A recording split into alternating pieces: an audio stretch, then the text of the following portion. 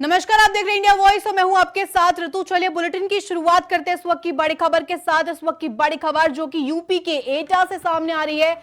UP के एटा के अलीगंज क्षेत्र में कई जगह आईटी की छापेमारी की गई है, जहां पर तंबाकू व्यवसायियों के यहां आईटी की अधिकारियों का तांता लगा है। भारी मात्रा में केंद्रीय बल मौजूद रहा और ऐसे में अलीगंज थाना क्षेत्र में मुकेश यादव के घर छापा पड़ा है। अलीगंज के सुशील चंद्र के कई ठिकानों पर एक साथ आईटी की छापेमारी की गई है। बड़ी खबर मैं आपको बता रहे हैं, जहां पर भारी मात्रा में केंद्रीय बल मौजूद रहा इस वक्त। ऐसे में तंबाकू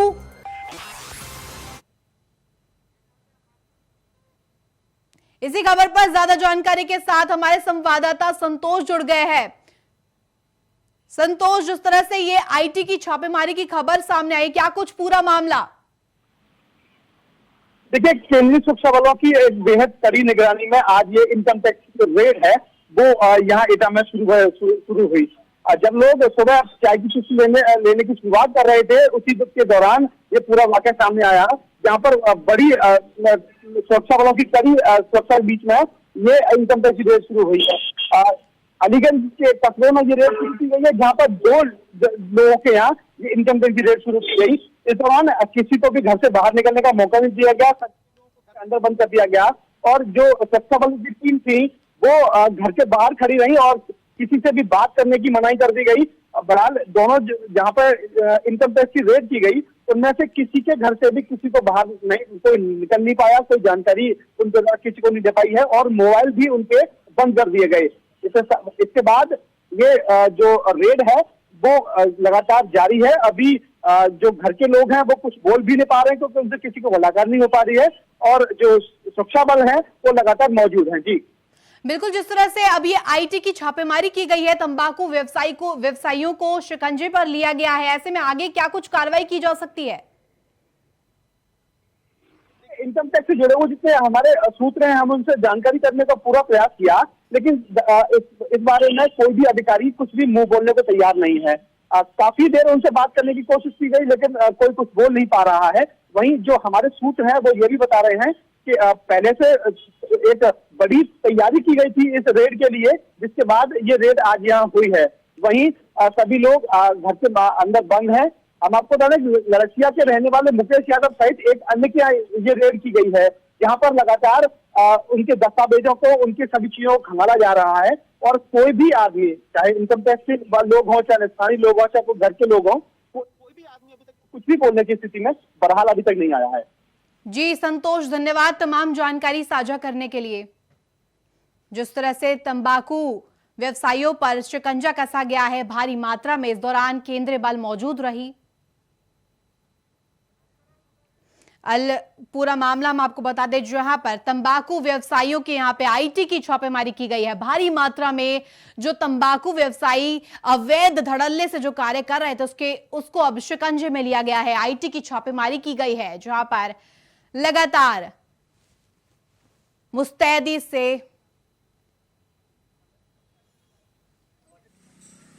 अलीगंज क्षेत्र का ये पूरा मामला बताया जा रहा है, जहां पर आईटी की ताबड़तोड़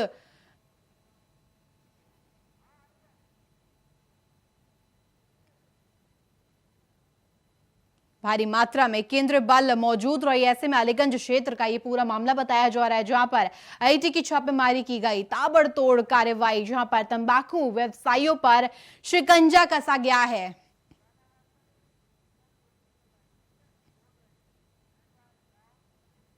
तो चलिए आपको लिए चलते हैं मुरादाबाद, जहां पर सीएम योगी संबोधित कर रहे हैं। ऐसे ही भारत के अंदर उत्तर प्रदेश सबसे युवा प्रदेश है, सबसे अधिक युवा हमारे पास है, लेकिन ये युवा शिक्षा से, संस्कृति से, संस्कारों से, शिष्टाचार से आत्मनिर्भर भारत की इस परिकल्पना को और एक भारत श्रेष्ठ भारत की इस परिकल्पना को साकार करने के साथ आगे बढ़ सके, ये आज की आवश्यकता है। और इसीलिए राष्ट्रीय शिक्षा नीति इन सभी बातों को लेकर के आपके लिए आई है। राष्ट्रीय शिक्षा नीति यह भारत को फिर से विश्व गुरु के रूप में स्थापित करेगा। आत्मनिर्भर भारत की परिकल्पना भारत को दुनिया की नंबर 1 अर्थव्यवस्था बना करके रखेगा। दुनिया के अंदर भौतिकता के पीछे भाग रही दुनिया को वास्तव में उसके जीवन में परिवर्तन लाने का काम अगर कोई करेगा तो भारत की आध्यात्मिक और सांस्कृतिक परंपरा ही पकड़ पाएगी।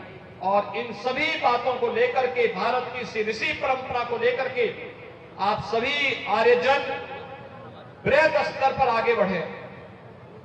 मेरी आप सबसे एक बात के लिए मैं आपसे आग्रह भी करूंगा, और वो आग्रह होगा, हमें सरकारों के कार्यक्रमों की जानकारी भी अपने पास रखनी चाहिए, क्योंकि जब हम जनता के साथ संवाद बनाने के लिए जाते हैं तो हमें सरकार के कार्यक्रमों की जानकारी भी देनी चाहिए। बड़े पैमाने पर हम बड़े समुदाय को अपने साथ जोड़ करके, जहां कहीं भी छूआछूत और अस्पृश्यता हो, जहां कहीं भी भेदभाव हो, जहां कहीं भी विधवा विवाह के खिलाफ कोई आवाज उठा रहा हो, बाल विवाह को लोग प्रश्रय दे रहे हो, बहु विवाह को कोई प्रश्रय दे रहे हो, जहां कहीं भी कोई सामाजिक विकृति जन्म ले रही हो, उस विकृति के खिलाफ हम सबको खड़े होकर के सामूहिक रूप से उस लड़ाई को लेकर के आगे बढ़ना ही होगा। जिस समय आप सब संकल्प लेंगे, एक बार फिर से महर्षि दयानंद सरस्वती जी के सपने को साकार करने वाला भारत आप सबको दिखाई देगा। इस विश्वास के साथ मैं आज के इस कार्यक्रम में आप सभी आर्यजनों को एक बार फिर से हृदय से इस कार्यक्रम के लिए बधाई देता हूं, आप सबका अभिनंदन करता हूं, विश्वास करता हूं हम सब मिलकर के महर्षि दयानंद सरस्वती जी के, महर्षि सरदानंद सरस्वती जी के सपनों का भारत बनाने के लिए प्रधानमंत्री मोदी जी के नेतृत्व में कार्य करेंगे। इस प्रतिबद्धता के साथ आप सबके इस आयोजन के प्रति मैं अपनी शुभकामनाएं देता हूं। धन्यवाद। जय हिंद। भारत माता की वंदे और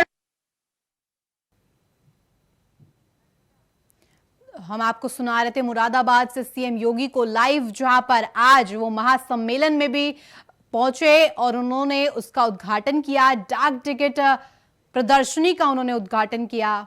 आर्यवीर महासम्मेलन में वो शामिल हुए।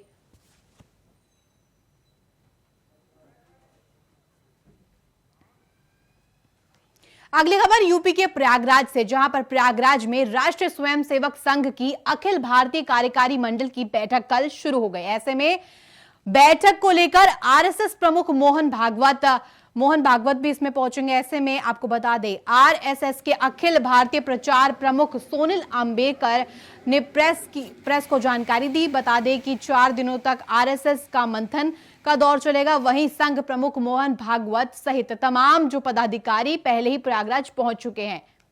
बड़ी खबर हम आपको बता रहे हैं, जहां पर प्रयागराज से कल अखिल भारतीय कार्यकारी मंडल की बैठक होगी।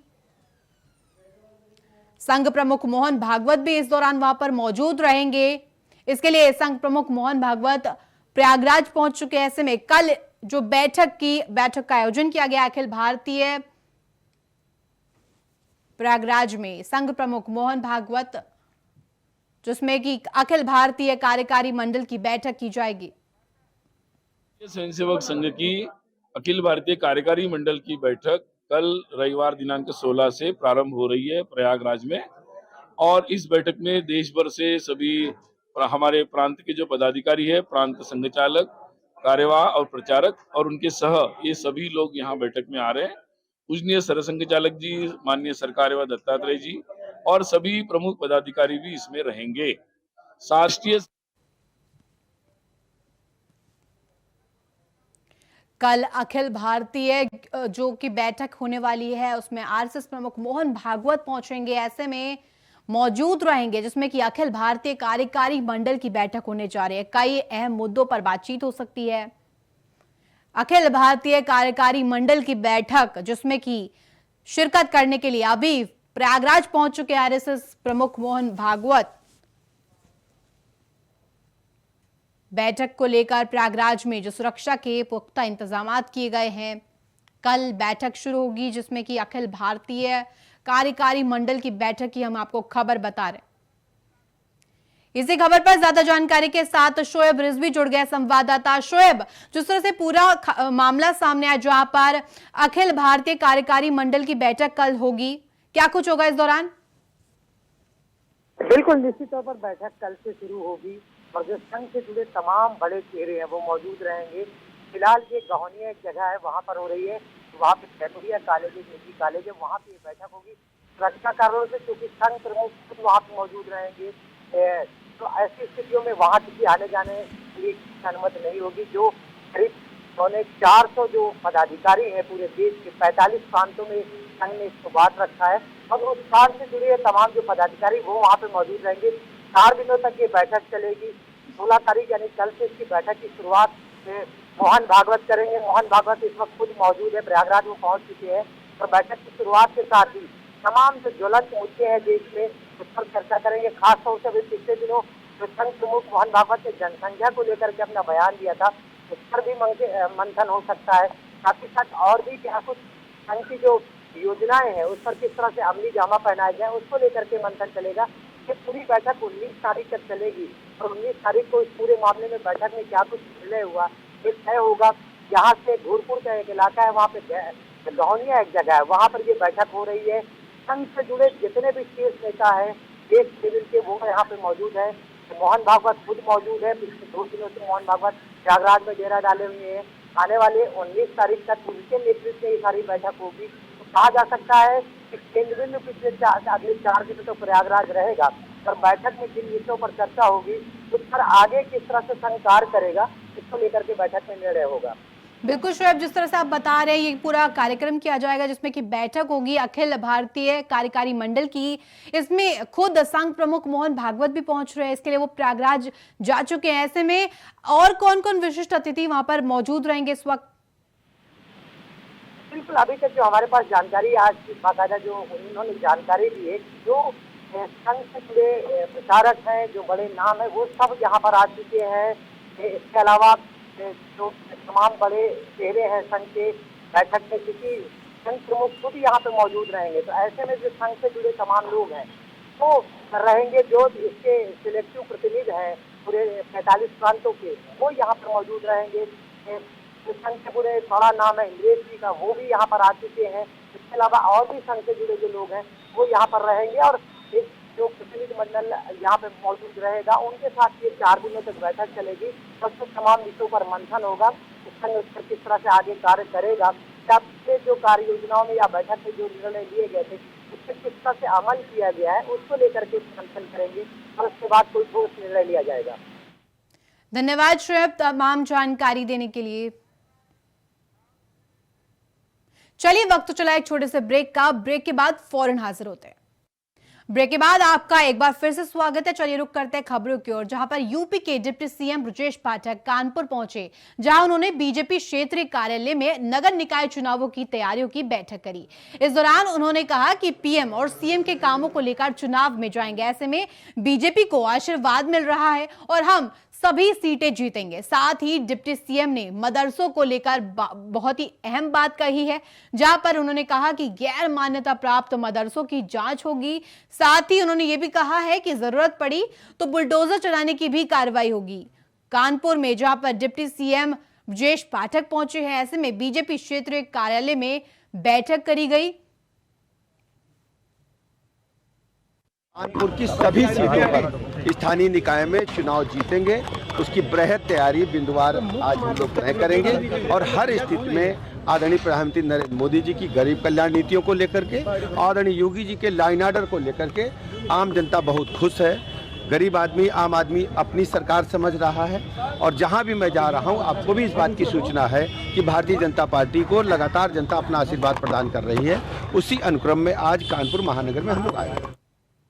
वहीं कैबिनेट मंत्री संजय निषाद वाराणसी दौरे पर हैं। इस दौरान उन्होंने सर्किट हाउस में प्रेस कॉन्फ्रेंस की, जिसमें कि उन्होंने मत्स्य राहत कोष बनाने की बात कही है। संजय निषाद ने कहा कि 70 सालों से मछुआरा समुदाय को पूछा नहीं गया, लेकिन पीएम मोदी ने मछुआरा समुदाय को 20,000 करोड़ रुपए दिए, उनके लिए फ्री बीमा योजना की व्यवस्था की। वहीं इस मौके पर संजय निषाद ने ओपी राजभर को सलाह देते हुए कहा है कि राजभर मर्यादा के साथ बीजेपी में शामिल हो सकते हैं।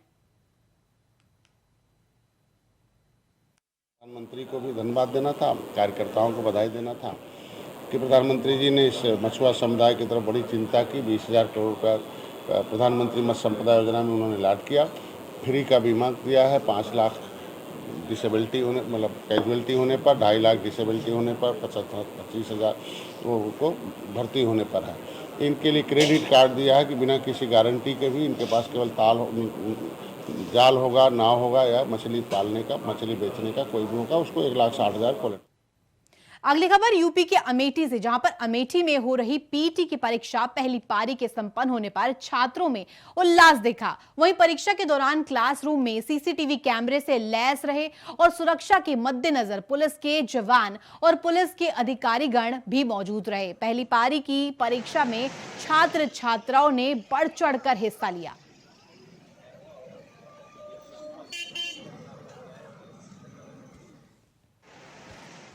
इतना दूर था, दिक्कत तो हुई है। सुबह 4 बजे से वहीं से चले हुए हैं और रास्ते में खुद का साधन था, वहाँ से ज़्यादा ट्रेनें और बस भी नहीं है। और ऊपर से जैसे हम गर्ल्स हैं तो ज़्यादा रात को सफ़ा वगैरह भी ठीक नहीं, तो खुद के भैया के साथ आए थे, वैसे पहुँच गए थे। पेपर को लेकर आने में देखिए ये दिक्कत हुई है कि हम शाम को आए तो स्टेशन पे बनी स्टेशन पे वहाँ पर कोई मरीज नहीं था, मतलब बहुत 2 ही लोग थे। और उसके बाद जो है यहाँ पर आए, एक ढाबा था महाकाल ढाबा, वहाँ पर रुके थे रात भर, फिर उसके बाद आए।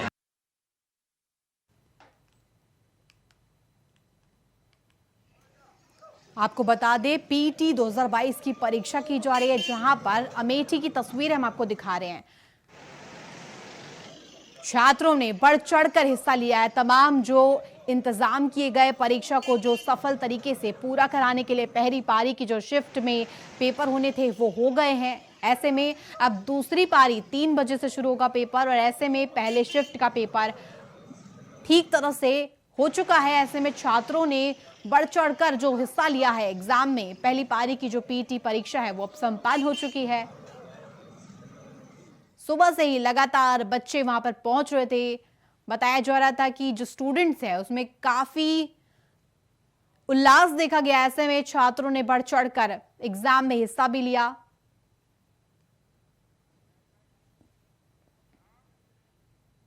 वहीं यूपी के मैनपुरी में तेज रफ्तार डीसीएम ने महिला को टक्कर मार दी, जिसके बाद इलाज के दौरान महिला की दर्दनाक मौत हो गई। दरअसल महिला शौच करने जा रही थी, तभी एक तेज रफ्तार डीसीएम ने उन्हें टक्कर मार दी, जिससे वो बुरी तरह से घायल हो गई। जिसके बाद मौके पर ही स्थानीय लोगों ने महिला को जिला अस्पताल भिजवाया, लेकिन इलाज के दौरान उसने दम तोड़ दिया। मैनपुरी की पूरी घटना, जहां पर तेज रफ्तार डीसीएम ने महिला को टक्कर मार दी।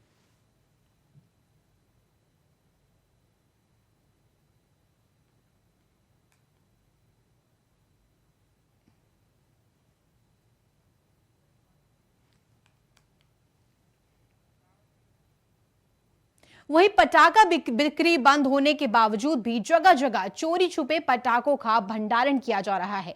हापुड़ सिटी कोतवाली पुलिस ने करीमनगर में एक मकान में छापामार कार्रवाई करते हुए लाखों रुपए के पटाखे बरामद किए। साथ ही पुलिस ने 2 आरोपियों को भी गिरफ्तार किया है। पुलिस ने वहां से 22 कट्टे पटाखों से भरे बरामद किए। वहीं पटाखों की कीमत 5 लाख रुपए बताई जा रही है।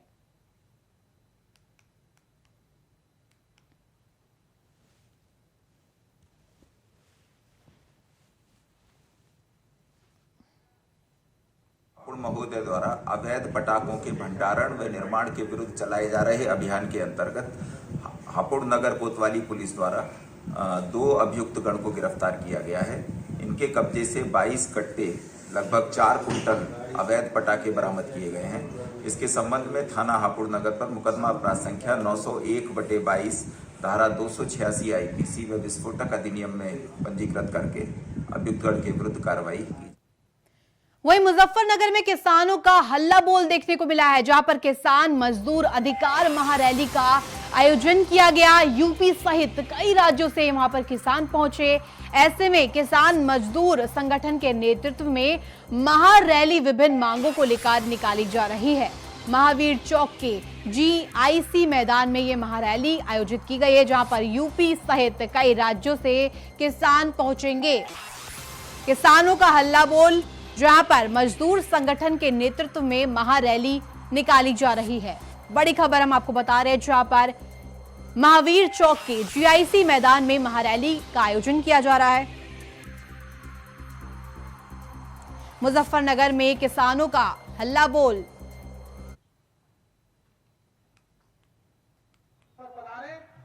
किसान मजदूर अपने अधिकारों को लेकर जिस तरह से महारैली कर रहे हैं, हल्ला बोल प्रदर्शन कर रहे हैं, ऐसे में कई जो जगहों से किसान वहां पर जुट सकते हैं। हम सबके सामने है, इस प्रतिबंध को हमें खुलवाना। होने वाले प्रस्ताव जो पारित होगा राज्य सरकार तक भेजा जाएगा। विभिन्न मांगों को लेकर के किसान जिस तरह से प्रदर्शन कर रहे हैं, हल्ला बोल कर रहे हैं, ऐसे में मुजफ्फरनगर की तस्वीर हम आपको दिखा रहे हैं, जहां पर किसान अब एकजुट हो गए हैं और किसान अपने जो मांगे हैं वो सामने पेश कर रहे हैं, प्रदर्शन कर रहे हैं। विभिन्न जगहों से लोग वहां पर पहुंचेंगे, विभिन्न जगहों से किसान पहुंचेंगे। ऐसे में अपनी मांगों को वो कड़े तौर पर रखेंगे और अधिकारों को लेकर के महारैली का आयोजन किया गया है। विभिन्न जगहों से किसान वहां पर पहुंचेंगे, जिसके बाद अब मुजफ्फरनगर का ये पूरा मामला बताया जा रहा है, जहां पर किसानों का हल्ला बोल देखने को मिल रहा है।